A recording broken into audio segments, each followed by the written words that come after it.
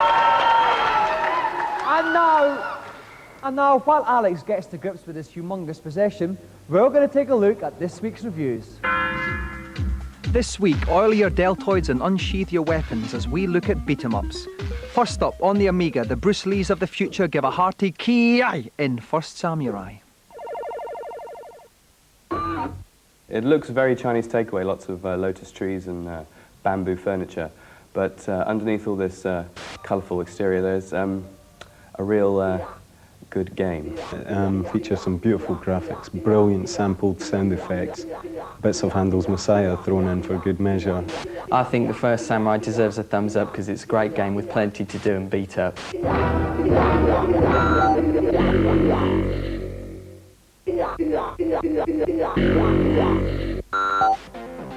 Next, also on the Amiga, we enter the murky underworld of Pit Fighter. 3 butch contestants trade below-the-belt action in an orgy of unrestrained violence.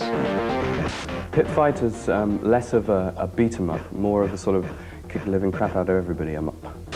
It's boring, you don't have that many moves. The computer tends to decide what you're going to do next. It's not so much counter-attacking your opponent's moves, more just mindly stabbing the fire button and wiggling the joystick seems to be just as effective.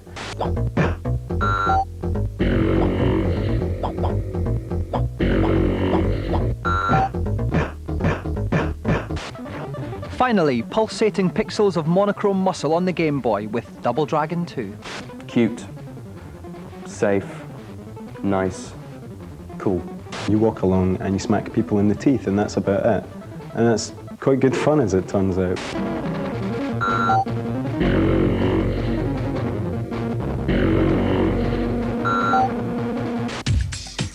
And now for this week's hardware feature. Sometimes all there is between gaming success and failure is the power of your handpiece.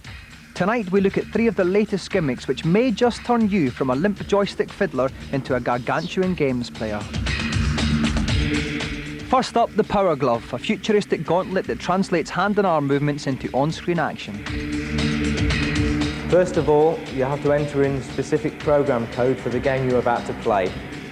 This game here is Top Gun and the program code is number 3, so I'm now entering program 3. If I pull up on my hand, the plane goes down. If I push forward with my hand, the plane goes up. Small movements to the left to bring the plane round, banking to the left, and the same with the right. When I want to fire my missiles, I simply press my index finger, as so. The glove's pretty good to use. It feels like you're more in the game, and you do get a sweat using it. Next, use your feet as well as your fingers with the Quickjoy Footpedal. You can set through a control on the foot pedal and the buttons on the foot pedal to correspond to the different buttons on the joystick. It was good for the car racing game, and I should think it would be good for, say, a beat-em-up game where you have to kick, but I don't know whether it would be good for puzzle games. And finally, Terence Conran's favourite, the Sega Action Chair. The idea is just to move about in the seat as you would move the joystick up and down, left, right, and push the buttons. You can get very physically involved in the game and it feels like you're jumping about and practically everything instead of just moving your hand about pressing the button. If you'd like any more info on these joysticks or anything else in the programme, you can call the GamesMaster Club. The number to phone will be given at the end of the show. So, a somewhat mixed bag of reviews this week.